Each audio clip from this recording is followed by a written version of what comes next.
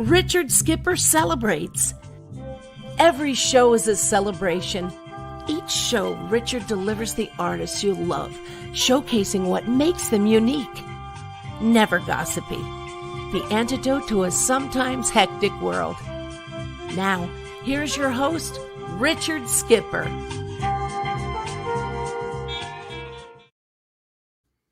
Happy Monday, everyone, and welcome to Richard Skipper Celebrates. I don't know about you, but I feel like it's already 2022. The last 9 days have felt like the longest year in my lifetime, and it just seems to get crazier and crazier and crazier. But my hope is that for the next hour, as I sit down and celebrate one of my favorite entertainers, one of my favorite actors, Ron Bohmer, that you'll be able to forget about what's going on in the outside world. And let's celebrate the artistry of what makes Ron Bohmer Ron Bohmer. Now, I'm doing this on behalf of the Broadway Mentors Program. I, this past year, got to know Joy Lober very well. I've even interviewed her. And the work that she's doing on behalf of the next generation of actors is absolutely amazing. What makes a great mentor? Well, what makes a great actor? What makes a great artist? Those are some of the things that I hope to be talking about today. When I was growing up in South Carolina, I had a great mentor by the name of Florence Theodora Epps. She had a little playhouse in her backyard, and I used to go every Wednesday and Thursday afternoon, and I would study the classics with her. We would study the classics, then we would open a biography at the time. There were a lot of biographies and autobiographies at that time. And she would, as I was reading, if she threw out a name that I didn't know, she would make me close the book, go to the local library, and read everything I could about that person before I came back to the next session. So today, I'm going to be celebrating one of those artists, and that is Ron Bohmer, who I'm trying to get here on screen. And there he is. Hello, Ron. How are you? Hi, Richard. How are you? Well, all things considered, I think I'm doing great. You and I, of course, were scheduled to do this last Wednesday when Correct. the world turned upside down. Yes. So Yes. You and I both felt that it wasn't the right time to do this talk that we're going to do today. So we put it off to today. But before we delve into your life and career and the work that you're doing for the Broadway Mentors Program, I want to ask, how are you doing really in thank you. Crazy world we're in? Thank you for asking me that. I've been lucky enough to do a few interviews myself recently, and I think it's always the first appropriate question to ask anybody, because I've certainly never lived through times that are this challenging. I was just talking with my wife about this the other night. I mean, I never really could have imagined a time when the state of the world, and I'm talking specifically about the pandemic, when something would come along that would completely eliminate almost everything that, is the livelihood of an actor, because we can't gather, there can't be an audience. And certainly there are other opportunities. We've been doing sort of virtual performances and that sort of thing. But it's very, very strange. It is in our nature as a species, as human beings, to gather and to not be able to do it. And then for a lot of my friends, fellow artists, to not be able to do the main thing, which is what we do, which is live performance. It's been incredibly challenging, but we're weathering it. Prior to this pandemic, I spent almost seven straight years on the road with the national tour of the Book of Mormon. So I had a long stretch. And during that time, my wife and I actually bought a home in San Diego, California. We still have our place in the New York area, but we rented that out and decided to spend some time on the West Coast. But we never lived in it because we were both always traveling with other projects. So we would come here when we had time, and it has been a gift of a really, really difficult and challenging time for so many people, that we at least are together, we're healthy, and we're in California, which is lovely right now. I mean, as you can see, it's a beautiful day here, and that helps, but these are trying times. And of course, the political climate doesn't make it any easier, but I remain hopeful that we are on a path to coexistence again, that perhaps once we stop throwing gasoline on this fire, once certain people stop throwing gasoline on this fire, we might actually begin to understand and attempt again to coexist. Now, speaking of coexisting, you mentioned your wife. She's also an actress. You met when you were doing Phantom of the Opera together. Right. You have to absolutely, I say about my husband and I, we're together almost 24/7 now. And I'm sure it's the same with you. Normally, when two actors are living together, one is on the roads sometimes, the other may be other times. And every once in a while, the trains do meet in the middle. Right. So what has the experience been like living together almost 24/7?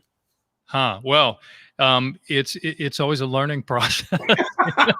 In couples. I mean, I kind of want to ask you the same question and have this be a conversation point rather than an interview, because I think we're all sort of learning how to do that. I mean, I am very, very blessed in my partner. I mean, she's quite remarkable. And we have been best friends as long as we've been anything. So, she really is my favorite person on the planet. And, but I think 24/7, like you said, with anybody, it's challenging. You have to kind of find your times to do private things. So, we'll take time in our day where she'll go and she'll do exercise in the living room and I'll be up practicing guitar upstairs. My gym is actually still open because it can be outdoors here. So I'll, take an hour and a half of the day and be off to the gym and, running errands, doing things like that. And then we really, which I've heard several people, reference that this is what they're doing in their households too, where they've been quarantined together. We really come together at dinner time. We cook together. We put on Sinatra. We listen to the Seriously Sinatra station on Sirius XM. We dance in our living room. And, and we really do celebrate the good that we have right now. And the togetherness has been the largest good thing that has come out of it. That's the bottom line right now. We all have to celebrate the good in all of our lives, and there is a lot of good still here. So that we have to focus on that. I do, believe it or not, every day I do a gratitude list of the things that I'm grateful for in my life. Yeah. And, and I'm grateful for Joy Lober and the work she's doing with the Broadway Mentors program. I want to really do a trajectory of your life and career. And I know that you're originally from Cincinnati. Correct. And I have to ask you, what is it about Cincinnati? I know so many artists that come from that area. Yeah. And, what is it? Something in the water, I guess. I don't know. I mean, I think Michigan's the same because my wife's from Detroit, and there are so many great artists that have come out of Michigan. I think Sutton Foster's from there, and Brian Darcy James is from there, and just so many wonderful, wonderful people. In Cincinnati, I was on the phone with Harvey Evans last night. Have you ever interviewed Harvey? Oh my God, Harvey is a dear friend of mine. Oh, good. Well, Harvey, I called him on his birthday, which just passed. Yes. Last week was his birthday, and he called last night, and I was so thrilled and excited to hear his voice, because I hadn't talked to him in a while. And he has a cell phone that he never uses, so you have to call his landline, leave a message, and hopefully he's going to call you back at some point. But well, let's tell everybody who Harvey Evans is, because he's a phenomenal actor and dancer and singer. Was in West Side Story, 1961, classic film, and so many other films, and many Broadway shows. Yeah, at the point that I first met Harvey and did a show with him. The first show I did with him was Sunset Boulevard, and then I was lucky enough to do another. I did Scarlet Pimpernel with him, and he at that point had done 19 Broadway shows, and I think now it's up to something like 24 or something like, because he's done more than that since then. But and Harvey was, as you said, he was in the film Mary Poppins. He's danced with Gwen Verdon. He's a legend, and he's a Cincinnati boy. He went to high school with my father. They went they went to West High and Western Hills High School in Cincinnati, Ohio, on the west side. And a lot of Cincinnati people, to get back to your question, came, out of that area. Pamela Leroy Myers. Reams. Leroy Reams, absolutely. Yeah. Pam Myers, who Pam is, for your listeners who don't know her, another 100 people just got off of the train. She originated that, and many other brilliant things. Leroy Reams, of course, was the original Billy Lawler in 42nd Street, and just good people that come out of there. So I don't know what exactly it is, but there's, I was lucky enough to get some pretty good training there. I went to the Cincinnati School for Creative and Performing Arts, which did not exist when a lot of the people that we're just discussing were coming up. They had to come into New York and just kind of, hit the pavement and figure it out for themselves. But there is, interestingly enough, there's a thriving arts community in Cincinnati. I shouldn't say interestingly enough, because it's been around for years now. It was smaller when I was there, but now it really is thriving. And so a shout out to all my fellow Cincinnati artists out there, and hang in there. We're going to get through this and do more exciting work on the other side. Absolutely. I always like to begin my interviews by going back to your 5-year-old self. To me, the 5-year-old self is that time before you're encumbered with all of the layers that are put upon you when you start school, when peer pressure and trying to fit in and everything. So tell us a little bit about the 5-year-old Ron Bohmer. Wow. And I know that it wasn't Bohmer, and I love this story about your last name and why you changed it. Is that true? It is true. Yeah, I will get to that. It is true. 5-year-old me, I did a new album this past year that came out in 2019, and it's the first time I really tried to dive in and go back into stories from my past. And the opening song of the record is called Westwood. And I grew up in Cheviot, Ohio, but Westwood is a neighboring town, and Westwood sings a little bit better. So Westwood became the title song. And in the attempt to create a sense of that existence, I really opened the record with my first memory, which was about when I was about 5 years old. And the lyric is, from my earliest memory, seems like I was there. Me and Captain Action, we played behind the chair. From that second story landing, a window on the world, a window on the world. Look around, Westwood is your home. Look around. And that memory of being behind the chair, I used to, as a child, as 5, I was always happy to play by myself rather than be, out on the baseball field or doing those things. Even though I did later attempt to do those things and rode a lot of benches, I was really happy to entertain myself behind the chair, playing with this great toy that was called Captain Action, which if anybody's watching and you had a Captain Action, we're brothers for life, because that was the greatest toy. It was G.I. Joe, but you could change him on, it wasn't a G.I. Joe, it was Captain Action, but you could change his costumes. You could make him Batman, you could make him Superman, you could make him Spider-Man.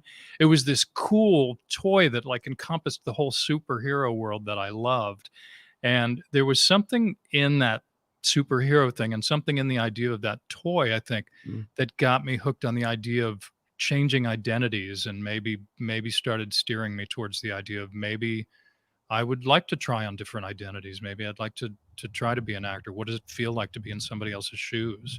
And I heard an interview where I think you, not long after that, I think it was your grandmother that took you to the theater and you saw Aesop's Fables.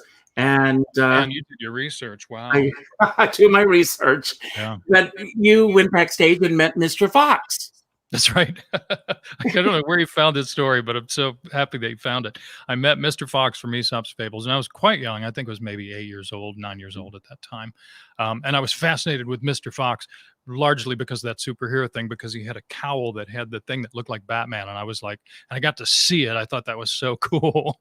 And get to meet this actor who was nothing like the character that he had portrayed, and really see this kind of magic of. Was there a weird kind of mind thing going on when you were meeting him face to face and he wasn't what you saw on stage? I think that part of it gelled with me, just in terms of, oh, this is another thing we can do with our imagination, with pretend. That it felt logical to me to take on another role. Just always felt logical to me. And I think the coolest thing about it, that was literally at Westwood Town Hall, where that performance was. And to see live theater, because there wasn't a ton of theater near me, but there was some, and to see it happening blocks from my house, all of a sudden it was just like, wow, this is another thing I can do. Okay, I suck at baseball, I suck at basketball, but I can do this. This is something I'd really like to do. Now, you and I are the same age. I'm actually a little older than you are, Yeah. just by the months. Are we going to say are we going to say the number? Well, that's up to you. Yeah. But we have a big birthday coming up this year. That's And, right. and I always say that, growing up at the time that I grew up in, and this is going to give it away, I was really a product of television. Mhm. The shows that I watched, the variety shows, the television specials, that was the world that I gravitated to. And beyond this experience of going to see a live show, in your household, did you watch a lot of television? Did you go to the movies? Tell us a little bit about your parents. Yeah, all of the above. I mean, my family, I come from a construction family. My grandfather was a bricklayer, and my father became carpenter, and of course learned, the masonry skills and all of that as well. And ultimately, he became an entrepreneur and developer of properties. They built together. They built several apartment complexes in Cincinnati, Ohio, and that's where I grew up living in the apartment complexes. Which was cool. It was kind of like being in a little mini village because there were so many. The big one that I lived in had 11 buildings, and there were 11 units in each building and a big swimming pool right in the center of the whole property. So it was like being in a city, And my brother actually went into that field. He ultimately he works for my father's company now, runs part of my father's company, and his son also is doing that too. My mother, neither of my parents, well, my dad graduated high school. My mom did not. Neither of them went to college. My dad is a completely self-made man, which makes me very proud of what he's done with his life. It's pretty extraordinary. Are your parents Um, still with us? My dad is. My mom passed tragically at the age that you and I are at right now, which I will say is 59. Mhm. And she had remarried. She was on her honeymoon, and she was snorkeling 2 days after their wedding ceremony, and she Mm. lost consciousness and never recovered. And it was it's hard to lose somebody like that, but it's Mhm. also as we began this conversation about you really you got to zero in on the positives, and Mhm. the positive of it is there was nothing unsaid between us. We had a beautiful relationship, and I don't believe she suffered. I mean, it was very fast. Um, which was heartbreaking, devastating for the people left behind, Mhm. Mhm. But it was full. It was a full life that she lived, and it was a full time that I got to spend with her. I miss her every day. There's again on the album. There's a song of the story of what took place at her funeral and how it made a change in my brother and my father and I. Now, Um, what is the name of the CD? Because I'm definitely, yeah, I have to have it now. Thank you. So, Thank you. It's called Legacy, and the title is fairly intentional. I mean, I was really thinking about what I want to leave behind, and as we're talking about our hometown, there were certain values that made me the man that I am, and there were certain mhm. values I didn't want that also made me the man that I am. And that there was an exploration of all of that. The album is I wrote every song on the record, and it's all basically looking at you know what we inherit, how it benefits us, how it harms us, and what choices we have about our own legacy and our own destiny. Now, I will let everyone know that you have a brand new website, or it's been revamped and it's now live, Thank you. ronbohmer.com. Right. Can we get the CD through?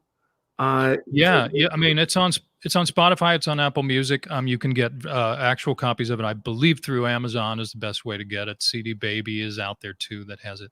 If you're digital, it's super easy to get. You can be listening to it in 5 seconds, and that's all through the website. And uh, I'm very excited about the website being launched It's a today. great website. I was looking over it this afternoon. Just Thank you. incredible. Who designed it for you? So let's give them credit. That's Mimi Kabar is my web designer's name, and she's just fantastic. Yeah, she And did a great job. we spent several months really kind of culling through and trying to figure out. It's funny when your career sort of moves into different directions. For instance, we're talking today under the umbrella of the Broadway Mentors program, and a lot of people that might be watching this might know me from stage work. But there's another side that is the singer-songwriter, is the coaching, and Mimi did an amazing job of kind of creating an umbrella under which all of the different things that are going on in my life kind of come together. And I highly recommend her for anybody out there who's looking for web design. You can go to my website, ronbohmer.com, click on the bottom there, and you can find her all of her information, and she's fantastic. Now, with all the different hats that you wear in the business, is there one particular that fits the best for you?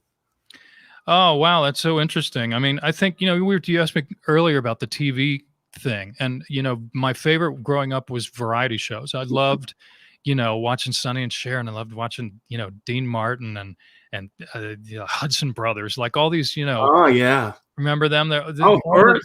The idea that a show would begin and somebody would come out and sing a song and do a funny monologue, and then maybe sing a reprise of the song, and then they'd start doing a series of comedy sketches. They'd maybe do another song through it. And I love that idea. I always thought, I think that's what really drew me to musical theater, as opposed to going, into acting. Initially, I thought, of course, you go into acting. I don't mean to separate those in that way. But in that time, for a while, I kind of had this vision of like, I want to be the next Richard Chamberlain, who, for your younger viewers, was kind of the American Shakespearean actor in terms of television. He was playing all the lead roles on that. Things like The Thornbirds and The Man Behind the Iron Mask. And I thought, man, I would love to be, the new version of him, But he didn't sing. I mean, he did ultimately later sing. He did tour with The Sound of Music and do things like that. But he was known as, and I'm going to throw this out there. He was in the Broadway musical version of Breakfast at Tiffany's. Oh, wow. With Mary Tyler Moore. It lasted, I think, 3 performances. Ouch. Yeah. Yes. Yeah. But I mean, it just didn't translate as a musical to Broadway. But it's interesting. You mentioned these variety shows, and thanks to networks like Get TV and now YouTube and everything, you can go back and you can look at those shows that I also gravitated towards. Yeah. And they were thrown together in a week. New numbers were learned. And now looking back at it as an older person watching them, you can see the mistakes that were made, but they still put it out there. They gave it the old college try, got it all out there.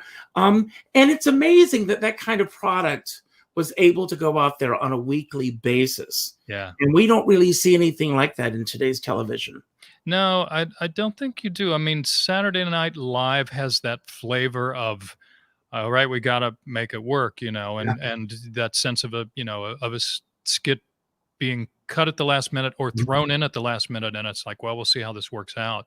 I'm always so grateful I got to do Forbidden Broadway in my career, because that is a show that got me the closest to that sort of flying by the seat of your pants improvisation. There was a lot of that in Scarlet Pimpernel too. I played the lead role. I took it from Douglas Sills in the Scarlet Pimpernel, and the show didn't start that way, but Douglas, over the course of time of keeping this show alive, maneuvered this character into an improvisational being, and it was good for the show. And I was so fortunate to inherit all of his great bits and then get to create some of my own too. But I think, that's the closest to stand-up comedy that I think I'll ever get in my career. And I love that dangerous sense of, how is this going to work? Is it going to be funny? Is it not going to be funny? But great comics will talk about this too. You hit this place where you're riding the wave, where you hit that perfect spot, the zone with an audience. And it's the best place to live, because they're with you, you're with them. It's all working. They want to be on the ride, and you're helping generate an even better ride for them. And it's so exhilarating, and that was an element of all of those shows, that reaching back from, to my childhood and reaching back to those television shows and trying to keep that alive in the work that I do. Now, you mentioned, that you replaced Douglas Sills in Scarlet Pimpernel. Right. For all of the students that are watching, when you step into a role that has already been established by someone else, what are the pluses and minuses for you as an artist? Wow, it's so interesting. One of my favorite actors and a good friend of mine, Jeff McCarthy, I ran into him on the street right after I had been offered Scarlet Pimpernel, and he had heard about it. He said, "Yeah, I heard you're going into that." And he said, man, he said, "I don't think I would ever want to do that. That's terrifying to me." And I didn't quite understand what he meant at the time. And but I came to understand it, that it is very, very daunting when someone puts a stamp on something to step in and keep it alive. But what I quickly discovered, and thank goodness I had a creative team around me that really supported that too. The job becomes, your way of keeping it alive is not to try to recreate or fabricate what someone else has done. I mean, certainly you pay an homage to that, and particularly with Douglas in that role, because it was brilliant. It was just what he had created was just so fantastic. And I knew I couldn't touch that piece of it. I couldn't improve that piece of it. That was rocking. That was solid. So I had to look. So it was like, what do I have to bring to this party? It's sort of, if you imagine, the people say this about, auditioning all the time, as I think directors like, when you come into a room, a director likes somebody that brings something to the party, that there's a sense of like, they have something to offer. They're not just going to show up empty handed and say, just give me the party and I'll do the role. They want you to bring your goods. They want to see what you're going to do with it. And I looked at this role, and I all I could do was look at the territory that I felt Douglas had not touched, which to me was about the side of this character who, one of the motivating incidents of the play is that he believes his wife is a spy, and he finds this out on their wedding night, and it's devastating for him. So this is a man who creates this other persona as a way of not dealing with the tragedy that happens in his life. So as much as I would bring the joy and the craziness of that character to life, whenever, and it's all in the script, I just followed what was there. Whenever there was an opportunity to really allow him to have to deal with the pain of what he was dealing with, I wanted to kind of bring that into light, so that when ultimately the story does take a turn, spoiler alert, and he finds out, in fact, his wife was not a spy, and that it's all joy, everything is so much more joyful because he's broken free of this great weight that was hanging around him. And that was what I had to bring to it. And I feel good about it. And that's always the job, is what's my piece of the story that I can relate to, that I can explode. And again, always maintaining and heightening, if I possibly could, all the great territory that was brought before, that made it a role that I wanted to do. Because it's funny, I saw it early on. I saw that show before there were so many incarnations of it. There were 4 by the end of the time. And I saw the first incarnation early on, I think before Douglas had really started inventing and making his own thing. And I didn't see a role in the show for me. I just said, like, I don't know. I don't see anything here for me, And then later I went back and saw version 2 after he'd had, almost 2 years at that point of developing it. And I was just blown away. I was like, I can't wait to do this. It's so exciting. Now, I want to once again go back to Aesop's Fables. When you saw this show, were you already performing as a kid, or did that come after you saw that production? I was, at that age, I was dancing. I started dance classes with the wonderful Jack Loiseau, who was became the artistic director of the School for Creative and Performing Arts, and also artistic director of the Cincinnati Children's Theater later. So I was dancing, but I hadn't really had any real acting opportunities at that point yet. I did have one come later. My mom found a production of something that I got to be in, and ended up playing the lead role in it, which was... So your parents were encouraging of you wanting to follow your dream. It was a tough one for my dad at first. Because there was no one to look around in our town. I mean, I told you about Harvey. Harvey was literally the only person we knew, but Harvey was in New York. Like, we would watch West Side Story on TV or Mary Poppins, and he'd go, "Oh, that's Harvey. He went to my school."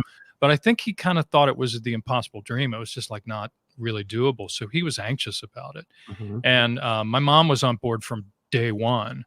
And I ended up in high school. I ended up doing a production of Guys and Dolls. I played Nathan Detroit in Guys and Dolls, and there was something about that one that turned my dad around. That he saw that and he said, I think you're going to be okay. I'm, I want to. What was that deciding factor in your life where you said, "This is it. This is what I have to do with my life"? It got clear very soon. I have this memory of my brother, that my mom was sort of trying to help me figure out what I wanted to do with my life. And one thing she suggested was to be a travel agent. And she said, you could see the world and you could, be exciting. And my brother took that to mean that I wanted to be a stewardess, which we don't say anymore. And No. Continued to make fun of me for years and saying, yeah, my brother wants to be a stewardess. But I did, I think it got clear pretty soon. I mean, I don't know when it became an idea that I could make a living doing this. And, that remains precarious, I think, for anybody who gets involved in this. You never go into it because you think you're going to make a fortune, or you're going to. There comes a time, I know that you came to New York after you finished college, but there comes a time where you decide, I am going to go to New York. I'm going to pursue this. There's a fork in the road. Right. It could have been New York or it could have been Los Angeles. Yeah. Why New York as opposed to Los Angeles? And when did that decision come about? Yeah, I think, because I started to really slant things towards musical theater. In high school, I was lucky enough to get to do a lot of stuff. I was doing plays, I was doing musicals. I even did a television film at one point. And, we're always sort of looking back over our shoulder at the road not taken in that regard. And there's a part of me that feels like I wish I had gone to, LA out of the chute, but everything seemed to just be aiming at New York. And musical theater, as I said about the sense about variety shows, it was always the thing that felt the most doable, because I started as a dancer. I knew that was a skill that I would have in my pocket and be able to continue to bring forth and stuff. I knew it would help me. Singing came later. I mean, I was singing, but it was as much a shock to me as anybody when I started to do the Andrew Lloyd Webber things. Now, I did train for that. I did start, taking intense voice classes in New York because I wanted to become a better singer. A quick story about that: I was for my Broadway debut was Fiddler on the Roof. I played Fyedka in Fiddler on the Roof in the revival with Topol, which was at the Gershwin Theater, where Wicked is housed now and will return when things return. And at first I was hired just to play as an actor. I was just hired to play the acting role. He didn't have any vocal solos in the show, and we had a break on that. That was on tour first. We had a little break on that, and during that break, they came to me and said, could you sing the Russian tenor solo, which is a high kind of standout moment in the show, in the middle of To Life, this L'Chaim, the song. And I was like, I think I can. Yeah, I think I can. They said, all right, we're going to bring you in. And I was like, okay, I think I can. And then I immediately started taking voice lessons. Like, I was lucky enough to have a neighbor who was one of the best voice teachers in New York. And I was like, can you get me in? Because I got to figure out if I can do this. And we started working on it. And, through training, that stuff all began to happen. But initially, I didn't expect the trajectory of my career to be that. When I started, it was Hoofer shows. It was 42nd Street. It was Dames at Sea. It was stuff like that, was what Broadway was about. How did you make the move to New York? Did you, beyond Harvey, did you know anyone else in New York? No. Did you have friends here? No. I didn't really know anybody. Some people from my class. I'm a graduate of Webster University in St. Louis, Missouri, and a handful of people in my class had started to make their way to New York. So I had a few fringe friends. I had one friend that I did end up rooming with for all of like 7 days, and it was a disaster. And I ended up moving out very quickly from that. Been there, I know it. yeah, those things don't always work out. But that was the final thing that made me say, I think I can do this, is because I was like, well, at least I know somebody that I can go and, we'll share an apartment for a while and see what happens. But it was it was daunting. I was working on a cruise ship. I worked at Disney out of college, and I worked at Disney World for a year, and it was great. I loved it. The only thing I can say about it is that why I didn't stay, because I have many, many friends who continued and stayed, up until very recently. We're still working there. And it's always my, oh my, what a wonderful day. That's the note you're playing all day long. Mhm. And I just wanted to play some different notes, so I left there and I took a cruise ship job, and I was miserable. I hated it. I gave my notice 2 days after I'd gotten on the ship. And that was the kick in the butt that made me say, if you're going to do this, quit screwing around, get out there and do it. And I was grateful that I had the time at Disney and to make a little money and have a cushion to get started there, and I have the support of my family, which is so important too. It's tough. It's tough to make it in this business. And for any of you out there that might be watching and you have kids that want to do this, just, get behind them, because they need you. Now, I came to New York in 1979. You came shortly after that. It was a very different New York than it is now. Also, did you have any survival jobs, or were you lucky enough to just start getting work right away? Well, I was a waiter for 9 days. I was fired in front of my customers. That was embarrassing and humbling. But luckily within about 2 weeks of that, I got an agent, and, I went to an open call for the musical La Cage aux Folles, for the national tour, for the role of the son, Jean-Michel, in that. And I didn't get it, but I got in front of the entire production team on the stage of the Palace Theater was playing. And the casting director pulled me aside after and said, well, you didn't get this, but let's, how do we reach you? Because, you did a good job. We want to see you for other things. And I didn't have an agent. And they said, oh, it was a great Stuart Howard, who was a wonderful, wonderful casting director. And Stuart said, all right, come by the office on Monday and we'll make some calls. And, so he gave me the opportunity to take a huge leap very, very quickly, which was really, really lucky. Well, you mentioned something that I truly miss as an actor, and that is auditioning on a stage in front of the production team. Mm-hmm. And I just wish that, I understand with all the logistics and all the issues, but it makes a huge difference. At least it did for me. Oh yeah. Yeah. It was daunting the first time that I did it. It was, because it's a big empty theater and you're like, holy, how did I get here? It's crazy. Phantom used to do all of their auditions, and probably will do them the same again, would be on the stage, and it makes sense. I mean, they're paying an enormous amount of rent for that property. They might as well use it every hour that they can, but it's daunting. And like, particularly in the Majestic is a very dead house. Like when you sing on the stage of the Majestic without microphones, the sound just kind of stops, so it's a scary place to sing, because you're like, I'm not getting anything back. It's hard to gauge if you're doing well or not there, but I do love that.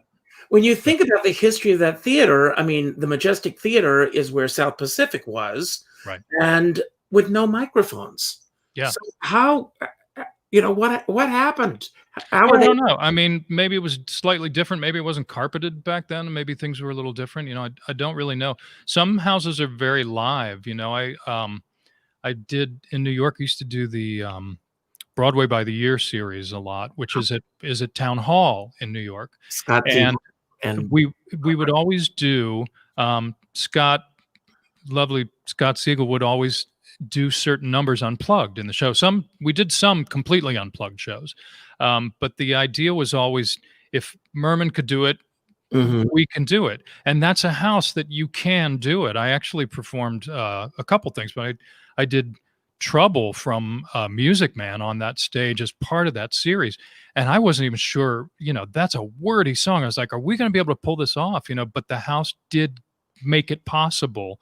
That they would always go sit in the very back of the house, the top row in the back, and make sure every word was coming out loud and clear. And it was wonderful to meet that challenge again, and gives you that wonderful respect for what that generation of performers were pulling off 8 times a week. It's amazing. Yeah. And so we've got to talk about the Broadway Mentors program, Yes. the work they're doing. But before we get there, I want to ask you, who were the mentors that made a difference in your life, either as teachers or the people that you worked with? I have a comment here from Brent Sawyer. He says you were in Showboat together. Yes. Absolutely wonderful to work as Ravenel.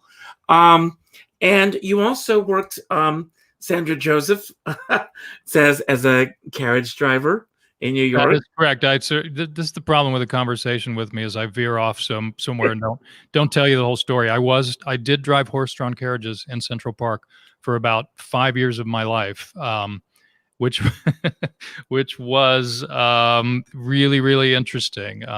It's a controversial gig because a lot of people feel that was not good for the horses. For me, it was a situation where I was like, I can do a lot more good for this animal being in charge of him than standing on the sidelines screaming about it. And so it did give me an opportunity to work with animals in a way that I did enjoy, and it was also just a really interesting take on New York life. It was wild to do this anachronistic thing, to drive a horse-drawn carriage in the middle of Times Square or in the middle of Central Park. It was a cool chapter. So, but getting back to the mentors, Yeah. Either as a teacher or people that you've worked with who have made a huge impact or difference in your life, lessons that you've learned from them that you've carried forward throughout your entire career.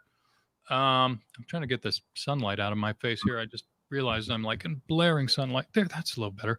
I think that the first one that I have to go with is Jack Loiseau, who I mentioned earlier, who was my dance teacher early on. From 6 years old, really to this day, he remains a really important figure in my life. He was the first person who got me to sing, which was not part of the deal at a dance school. I was just supposed to be taking dance classes, but at recitals, he was like, all right, you're going to sing now. You're going to start doing this. And I don't know if I'd have ever really done it in my life if he hadn't kind of gave me the push and got me out there to do that. And he's remained an important figure in many, many young people's lives from Cincinnati, Ohio. So big shout out to Jack Loiseau. Harvey, of course, became a mentor, to me later. Byron Grant, who was a wonderful, wonderful professor at Webster University. There's a lot of really, really fortunate actors who trained with him. And he really helped me understand and develop genuine human behavior in any character that I would work on. And it was, I don't think I would have grasped it without his help. It was, ultimately, it's all about vulnerability. It's not about what you're hiding from an audience, but it's what you're showing to an audience, how much of yourself you reveal. And that was a lesson I needed to learn. And he was sort of able to guide me towards the safety of being unsafe in front of an audience. He was a big one. And to this day, I mean, I feel mentorship from the industry in general. You watch a performance, anything that Danny Burstein does, I watch everything he does, and I just take it apart and just go, man, this guy is, every time it's a masterclass, and you seek that in every performance you watch. And the beauty of the Broadway community is at its best, and it really almost always is at its best. Everybody's got your back, Amen. That's right. And Danny's one of those people. If you go up to him at a stage door, or if you meet him, at a bar or whatever, don't everybody haunt Danny now at the bars when you see him. But everybody they want you to succeed. The good people want you to succeed, So I think it's part of why we all love, and why I'm so thrilled to be a part of the Broadway Mentors program is every single person that's involved with this program, it begins with a desire to give back. Nobody's there like, oh, I'm going to break in all these students and I'll be rich and blah, blah, blah. This is really just about, look, we're all at a point in our lives where we want to make it easier for somebody to maybe not have to jump through as many difficult hoops as we had to, or to maybe say, hey, when I did that, I learned this, try this. It might just get you a little further for the next one. So what for you would be the definition of a great mentor? I think ultimately, this is interesting. I'm thinking about this out loud right now. I mean, I think listening, which is also what makes a great actor, is number one. I think you really, really have to be able to make yourself, as a mentor, you have to be able to make yourself a blank canvas to watch the work of a student, and really hear what they're about and what they need, and sort of help them understand. A little bit of a tangent here. I always used to say about auditioning, you audition 1,000 times, you know, 1,000 different people, and all of a sudden somebody sees you. 1,000 people don't see you. You're in front of them and they don't get you. You're not, you're right. You're not, you're this. And then suddenly somebody sees you, and it opens the universe. Things begin to change. Your career begins to change. Things begin to happen. And as a mentor, the gift that you're able to give to a student, to a mentoree, is to truly see them and let them know that they're seen. And being seen creates a sense of courage that is deeply necessary to do this tightrope walk that is the arts. Whether you're an actor, whether you're a dancer, whatever particular thing it might be, you have trusting that you have someone who sees you, has your back, and has some tools to offer you to help smooth your path. That's critical, and I think that's the most valuable. It's the most essential part about being a mentor. Is you got to really step back, open your eyes, open your ears, listen, and really see your students. Now, prior to getting involved with this organization, the great work that Joy is doing, Joy Lober, I love you. I love you, Joy. Thank you. But before you started getting involved with them, had you ever been in the position of being a mentor to someone, or had you ever thought of yourself in that mindset? Yeah. I started around the time that I turned 50. I started coaching with people that I was working with in various different shows and different things, and I love it. Joy and I have talked about this. Joy Lober, who created the Broadway Mentors program. There's the wonder of seeing the lights go on in somebody when you suddenly, you know, they're working on, let's say, a song, and they're just kind of stuck and they can't quite bring it to life. And suddenly you're able to sort of guide them towards a doorway, and they sort of find the doorknob and open it up, and the lights come on. And that is the most rewarding experience that any mentor can have. So I began to really want to do that more, and I started doing it throughout. In the last 4 or 5 years that I was with Book of Mormon, I was coaching students throughout, and then on top of that, Webster University has a mentor program where you work directly with a specific student over the course of a year, and just you have check-ins, talk about what's going on in school. Sometimes you do work on the material. Sometimes it's just about sharing insights and ideas, and you know what you now know in hindsight about where they are now. Mm-hmm. And I really, really loved it. It's just felt like a great way. I'm a parent too. You know, I have 2 daughters, and my daughters are grown now, and this felt like a really nice way to sort of tap back into that dad energy of just kind of saying, you know, what can I do in this relationship to make it easier for you, and to help you turn those lights on. Well, right now, you know, my dear friend David Friedman says, regarding the pandemic, we're all in this together, but we're not all in the same boat.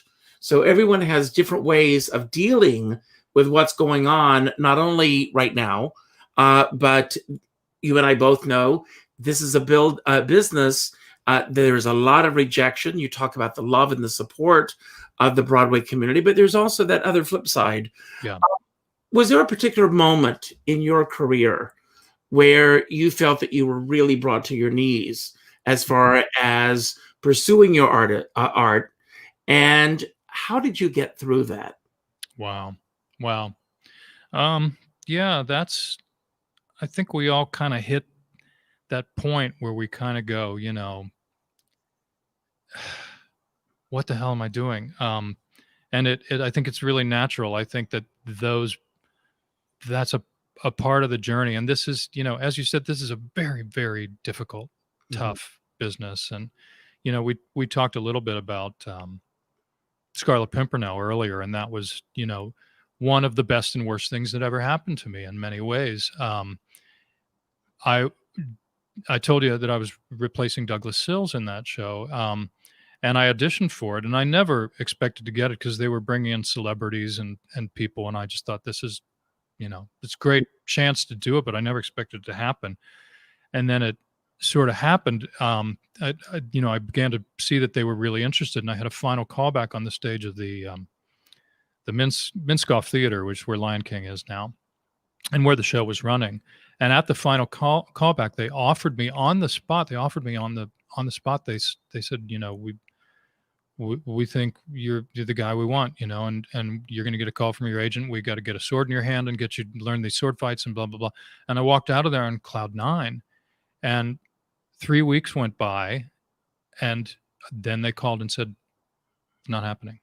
It's done. And I was just so devastated. And it was a devastation beyond that thing in your core about, your own values of what you're doing, but this sense of what is this shitty business that just keep going through this and getting close to things and, having no control over the outcome. And it was tough. It was a hard time. And I did one small job within 6 months of that time that was the only thing I'd done. So I wasn't working, and I was so frustrated and really, really losing it. But the side of that for me was I found out I really wasn't ready to quit. That I found out that there was more that I wanted to do. And I found out that surviving it had to do with not having my self-worth attached to the outcome of an audition or to the praise or validation of other people, that really it's got to start in here. And Absolutely. If you can't get that together, you're not going to survive it. You're not going to survive it, and you're not going to want to survive it. So, and then, of course, the story does. I mean, the advice that I give to people when I talk to young kids is stay in your lane, keep your blinders on, and keep your eye on your prize. Because you come to New York and you see your friends and your peers getting the jobs that you thought were right for you. Right. And there are all these reminders on a constant basis. We are going to run out of time soon. This is incredible. I thank you for your time, but I do want to talk about the fact that there's now the Broadway Mentors Foundation. Yes. And if you can talk a little bit about that and let people know how they can get involved, not only with the foundation, but the Broadway Mentors program. Yeah. So how they can get involved on either or. Absolutely. This is a really cool branch of the Broadway Mentors program that is starting out. So, to catch you up quickly for those of you who are just jumping on, the Broadway Mentors program is a mentorship program which offers an array of Broadway level coaches, really exciting people who can, they're available to elevate your work. It's something that was never available to us as young people. And the new faction of it is now the Broadway Mentors Foundation. And this foundation is going to make it possible for all these mentors to be available to students who can't afford to pay otherwise. So we're seeking sponsorship. We have some sponsorship in place for this. We have Sweetwater, who is a wonderful musical company, who provided some of the equipment that I'm talking to you guys on right now. Sweetwater is sponsoring what the first endeavor of it is the Rebecca Luker Scholarship. And we're really, really so thrilled. Joy reached out to Danny, and he was honored to have this happen. And this is a scholarship. You can find out more about this at the Broadway Mentors broadwaymentorsfoundation.org or at broadwaymentorsprogram.com. And you can apply for this scholarship. It is a one-year scholarship that will be available. And additionally, you can get all the information about if you just want to join and take some individual classes, doing some individual coaching. This is a resource that I wished God had been available. When I was in Cincinnati, Ohio, trying to figure out how to have a career in this industry. And these are all top of the line people in the industry. Casting directors, Mary Sugarman is there. Directors are there. Marcia Milgram Dodge is there, who's brilliant. People that you really can pick their brains and get great advice on how to move forward. Or if you want to work on your musical theater song or your monologue, we're there for you. So take advantage of this resource. It's pretty awesome. Well, Ron, I want to thank you for being here today. Thank you for the work that you do, not only on your own, giving to the world, but the work that you do for the Broadway Mentors program. And I thank you for spending an hour with me today in beautiful, sunny San Diego. I also end every show by telling everyone to go out and do something nice for somebody else without expecting anything in return. Go to your Facebook friends list. Go to the second name that pops up. And today I want you to do something a little different.